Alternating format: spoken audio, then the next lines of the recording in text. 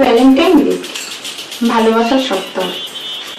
আমি কখনই এই ভালোবাসার 7টা দিনকে ন্যাকামো বলবো না, কারণ আমরা যতই বিজি থাকি না কেন, যতই ব্যস্ত থাকি না কেন, আমরা আমাদের ভালোবাসার মানুষকে স্পেশাল ভাবে মনে করি।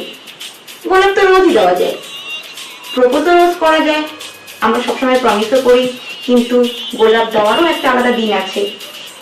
রিলেশনে থাকা সত্ত্বেও, সম্পর্কে থাকা সত্ত্বেও, অনেকদিন সম্পর্ক হয়ে গেছে তা সত্ত্বেও আমরা নতুন করে আবার প্রপোজ করতে পারি, বা একসঙ্গে নতুন করে আবার প্রমিস করি। এইভাবে আমরা নতুন করে আবার প্রেমে পড়ি, সম্পর্ক আবার আমরা নতুন করে শুরু করি। সেই প্রথম দিনের মতো ফিলিং, চকলেট, টেডি, স্পেশাল দিনে উইশ করা, এগুলো মাথায় রেখে একটু নার্ভাস আমরা যখন যাই প্রিয় মানুষটার কাছে, সেই প্রথমের মতো একটা অনুভূতি নিয়ে স্পেশাল মানুষটাকে আরো স্পেশাল ভাবে ভাবতে শুরু করি। তাই নিজেকে খুব বেশি ম্যাচুর মনে না করে ভালোবাসার দিনগুলোকে, নিজের ছোট ছোট ইচ্ছাগুলোকে দাম দিয়ে ভালোবাসার মানুষটার সঙ্গে ভ্যালেন্টাইন ডে পালন করা খুবই দরকারি।